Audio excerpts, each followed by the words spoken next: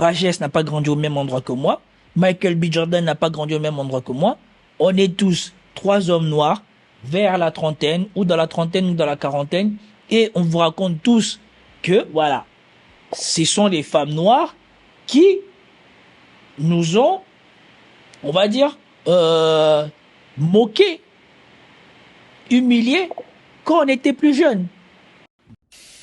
Je parlais même plus au Renoir là-bas parce que le simple fait, comme quand je commençais à aller à Paris, c'était pour aller à Clignancourt, les trucs comme ça. Du coup, je connaissais pas bien les coins. Du coup, des fois, quand je voyais des gens, voilà, la facilité, c'était plutôt d'aller vers quelqu'un de la même couleur que toi pour poser une question. Oui, comment aller là? Quand t'allais vers une Renoir, te regarder comme si t'allais l'agresser, tu vois. Mais abusé. Franchement, le mec abusé, ça m'a gavé. D'ailleurs, les seuls Renois pratiquement avec qui je suis sorti, elles venaient du bled. C'est quand j'étais allé au Sénégal, je suis allé 2 fois au Sénégal, je suis sorti avec des Renois, là-bas. Et c'est pour ça que je vous dis, il y a un monde d'écart entre les femmes noires d'Occident et les femmes noires qui viennent d'Afrique. Ça, vous pouvez le vérifier si vous regardez le FF Talk Show saison 2. Il y a une fille qui vient de sortir de Kinshasa ou du Congo RDC. Quand vous regardez sa mentalité, les choses qu'elle dit, les arguments qu'elle sort, et vous regardez par rapport au reste des autres femmes noires qui sont là sur le plateau, à l'exception peut-être de mademoiselle Ndaya, qui est peut-être plus pragmatique parce qu'elle, c'est une scientifique à la base, vous voyez tout de suite le fossé qu'il y a. Bah, pourquoi? Parce que elle te parlait correctement. Après, tu vas me dire, oui, mais toi, elle te parlait correctement parce que tu étais un Français. Donc, un Français qui vient au Sénégal, elles vont se dire, il a de l'argent. Donc, toi, voilà, elles sont taquées sur toi. C'est vrai. Mais elles étaient ouvertes à la discussion, elles étaient open, tu vois. Donc, c'est exactement ce qu'on dit. Le problème, c'est pas qui tu es, c'est déjà que ça soit agréable à l'interaction. Les gens se confondent souvent et croient que les femmes locales, quand il y a les hommes locaux qui les parlent, comme s'ils les parlent mal. Non, ils les parlent pas mal. Si tu es un étranger qui sent le fric, peut-être qu'elle va être plus conciliante parce que voilà, t'es quelque chose de nouveau, d'étranger, ton accent, je sais pas quoi, et c'est nouveau pour elle. Mais la douceur des femmes d'Afrique, ça n'a rien à voir avec les femmes européennes. Ça, faut le savoir. c'est plus avec des Renois du bled que j'étais. Et en plus, je vais dire une chose, c'est que moi, quand je vois une Renoir, pour moi, il n'y a pas, c'est une Renoir, pour moi, elle est automatiquement belle. Non, j'ai des critères, comme tout homme. Et les critères, les femmes noires que moi, je trouve belles, c'est des femmes avec des traits fins. Comme ma soeur. Ma soeur, elle a des traits fins, tu vois. Moi, c'est pas trop les meufs avec des gros yeux, ou bien avec des gros joues, des machins. Non, j'aime les traits fins. Et souvent, ben, vu que j'aime les femmes noires avec des traits fins, c'est souvent ou des Maliennes ou des Sénégalaises que je trouve belles, tu vois. Voilà, tout simplement. Désolé pour les autres origines qui vont me dire, ah, mais non. C'est vrai que pour les traits fins, du côté de l'Afrique, du côté du Mali et du Sénégal, ils sont pas mal. Il y a aussi du côté de l'Éthiopie là-bas, là, qui sont pas mal non plus. Mais voilà, il a pas tort. Tout le monde a des critères. Origines, certaines qui sont belles, mais dans la majorité du temps, quand je trouve belle, souvent c'est des Maliennes ou des Sénégalaises. Tu vas me dire, ah, c'est parce que toi tu l'es aussi, si tu veux. Bref. Et du coup, ben c'est qu'avec des meufs du bled que je suis pratiquement sorti. Et j'ai arrêté. Je me suis dit, les Renois de France là, j'arrête de leur parler. Elles se prennent trop, voilà, elles se prennent trop pour ce qu'elles sont pas, tu vois. Tout simplement. Voilà. Donc moi, je pense que ça, plus la société, quand je dis la société, c'est ce qu'on voit à la télé. À l'époque, on ne voyait que des gens ou des tisselés, ou des gens clairs de peau, ou des blancs. La de base, des blancs. En même temps, on est en France, on est en Europe. Hein. Et pourquoi je dis des gens clairs de peau? C'est parce que quand on voyait des noirs, ça venait des États-Unis. Quand ça venait des États-Unis, c'était des chanteurs d'R&B, c'était des chanteuses R&B, et souvent c'était des gens avec des peaux claires. Quand tu vois, je sais pas, Brandy, quand tu vois même Beyoncé, alors que Beyoncé c'est assez récent, quand tu vois plein de rappeurs de l'époque, il y en avait beaucoup qui avaient la peau claire. Honnêtement, les groupes, toi, de boys band, genre R&B, souvent ils avaient la peau claire, tu vois. Je dis pas uniquement, mais dans la globalité, majoritairement, c'était vraiment des Renois avec des peaux claires. C'est sûr qu'après, t'es matrixé dans ta tête. Toi, c'est pas que tu es une mauvaise personne en toi-même, c'est que tu es t'es construit un peu avec ce que tu vois tout le temps. C'est un peu comme une pub. À force de voir la pub, tu en as envie, tu vois. Du coup, c'est bien ce que je vous disais. Quand tu ne correspondais pas à ces canons de beauté, à ces critères de beauté qui sont tombés dans le subconscient collectif ou dans l'inconscient collectif, eh ben, t'avais aucune chance. Les meufs, elles voulaient des mecs grands. En plus, ça s'est compliqué quand il y a eu des gens qui ont éclos comme les Djibril Cissé, les Thierry Henry. Tu voyais des Renois, c'était des des mecs, ils étaient géants et je sais pas quoi. Moi, je peux te dire que pour des mecs comme moi qui font vers les 1m70, c'était compliqué la vie.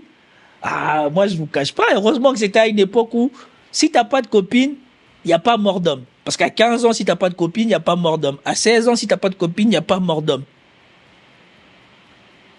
Mais, la période où ça devient compliqué si t'as pas de copine à 18, 19, 20 ans, moi, ça allait. Mais moi, je peux vous garantir que de mes 13 ans jusqu'à mes 17 ans, c'était compliqué. Mais heureusement, c'est une période où on était tranquille et on s'intéressait aux trucs de garçons. Et notre ville, Noisy-le-Sec, c'était encore une ville façon comme les villes aujourd'hui du 92. C'était une bonne ville, pas trop de problèmes, pas trop de voyous, pas trop de drogue, rien de tout ça, beaucoup de petits services, des artisans et tout ça. On jouait au foot tout le temps, donc on n'était pas concentré sur les films.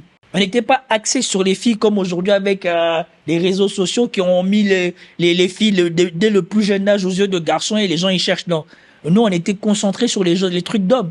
On était là, Resident Evil, FIFA, Coupe du Monde, PES, Metal Gear Solid, Soul Calibur. C'était ça les délires. Donc si t'as pas de copine, ça passe. Celui qui a une copine, tant mieux. Mais si t'as pas de copine, ça passe. Tu vis. C'est après, quand tu rentres dans les 19, 20 ans, que tu commences à ressentir peut-être vraiment le besoin d'avoir une copine. Mais moi, à ce moment-là, c'était tranquille. Donc, comme je dis, j'ai pas connu la souffrance de pas avoir de copine au moment critique. Mais le rejet, le mauvais traitement, ça j'ai vu. Comme moi, maintenant, ma situation était déjà bien. Mais même comme ça, pour les délires ou quoi que ce soit, non, là, j'ai vu. Là, j'ai vu que non, les filles noires, là, non. Les filles noires qui grandissent en Occident, c'est un vrai problème. Si leurs parents ne les ont pas éduquées de la bonne manière et qu'elles sont acculturées par la télé, mon gars, c'est compliqué. Et ça, je peux te dire que c'est compliqué. Du coup, à force d'être dans un environnement qui te montre comme ça, après, tes goûts sont travaillés par rapport à ça. Tout simplement, tu vois. Moi, je pense que c'est ça. Et honnêtement, concrètement, je pense que ce que j'ai vécu, plein de noirs comme moi l'ont vécu. Et je pense que ça les a poussés à aller vers peut-être des gens plus clairs, tout simplement parce qu'en Europe, c'est la majorité. Tu sais, on va faire un calcul très simple. Imagine 100 personnes, 100 meufs. Sur 100 meufs, il y a 30 meufs, c'est des noirs. Les 30 meufs, là, à chaque fois que tu vas vers elles te jettent. Tu sais, c'est pas très compliqué d'aller vers la majorité et essayer de moyenner des meufs qui, elles, vont être plus ouvertes à la discussion, tu vois. Tout simplement. Et aussi Donc, voilà, Monsieur Pagès vient de finir son truc. Et là, il va rentrer dans les stars ne prennent que les blanches. Vous voulez qu'on fasse ça aussi ou on s'arrête là?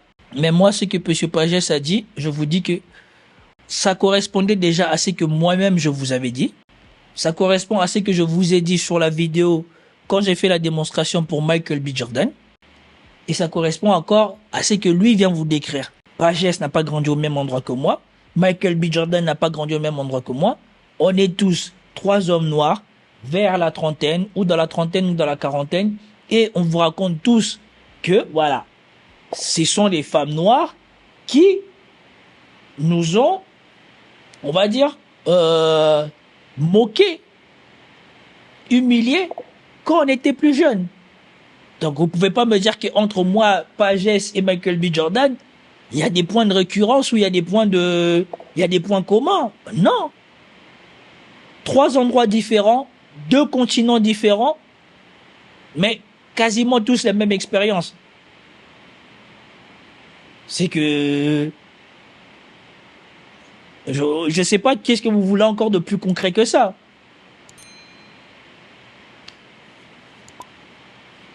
En plus, il y a madame, elle a dit, moi je suis une femme noire, jamais sortie avec un homme noir. Il n'y a pas de souci, vous avez le droit. Et ouais, quand une femme noire dit ça, ça pose même pas problème. Mais aujourd'hui, nous avons tout un bataillon de femmes noires qui militent que voilà, elles sont pas aimées par les hommes noirs, que les hommes noirs aiment les blanches, que les hommes noirs sont complétés, que les hommes noirs sont coloristes. Tandis que quand une femme noire dit ça, ça pose problème à personne. Merci d'avoir suivi cette vidéo jusqu'au bout. Si vous aimez la vidéo, n'oubliez pas de mettre un pouce bleu, de liker, de commenter. Si vous n'êtes pas encore abonné, n'hésitez pas à vous abonner. Cliquez sur le bouton ici. Et si vous voulez voir une autre vidéo de la chaîne, n'hésitez pas.